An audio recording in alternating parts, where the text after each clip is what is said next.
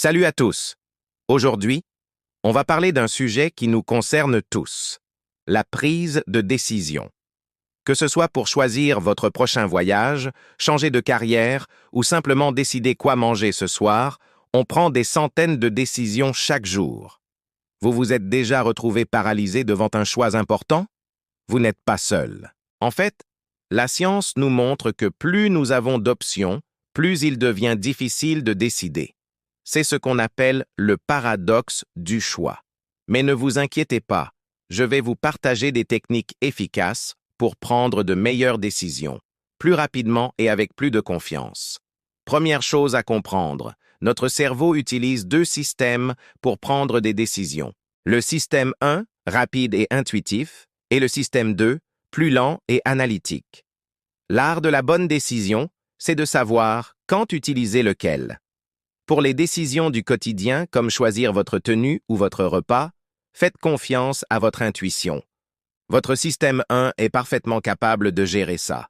Pas besoin de faire une analyse approfondie pour décider entre un sandwich et une salade.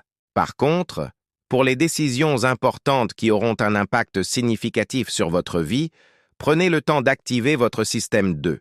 Voici une méthode simple en 4 étapes. Premièrement, clarifiez votre objectif. Que voulez-vous vraiment accomplir? Quelle est votre priorité principale? Deuxièmement, rassemblez les informations pertinentes. Attention à ne pas tomber dans le piège de la paralysie par l'analyse. Concentrez-vous sur les données vraiment importantes. Troisièmement, identifiez vos options et évaluez leurs avantages et inconvénients. Une astuce efficace est d'imaginer que vous conseillez un ami. Quel conseil lui donneriez-vous dans cette situation? Quatrièmement, fixez-vous une date limite pour décider. Sans deadline, on peut rester coincé dans l'analyse indéfiniment. Un point crucial, acceptez qu'il n'existe pas de décision parfaite. L'objectif n'est pas de prendre la meilleure décision possible, mais une décision suffisamment bonne. C'est ce qu'on appelle le concept de satisficing, un mix entre satisfaisant et suffisant. Parlons maintenant des biais cognitifs qui peuvent fausser notre jugement. Le plus courant est le biais de confirmation. On a tendance à chercher des informations qui confirment ce qu'on pense déjà. Pour le contrer, forcez-vous à considérer le point de vue opposé. Un autre piège à éviter, la peur du regret.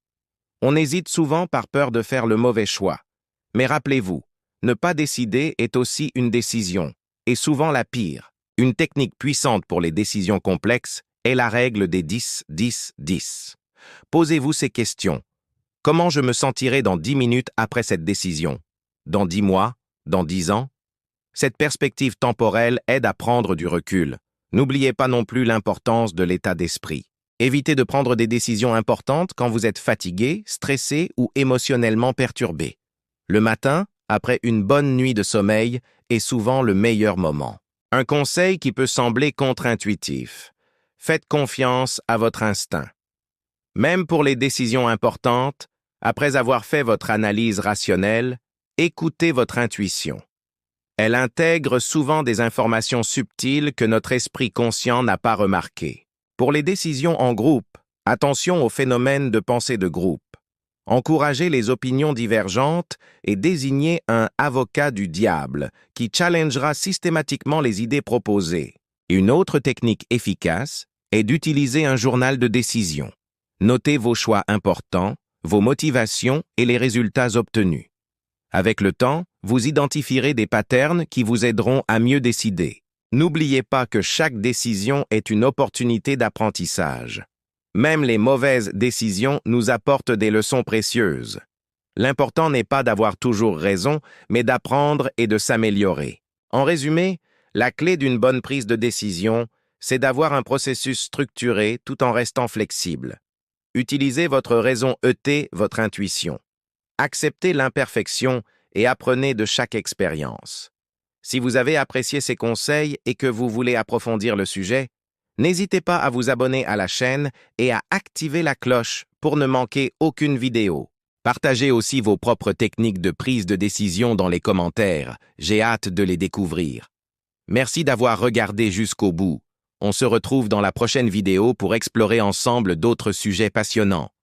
Prenez soin de vous.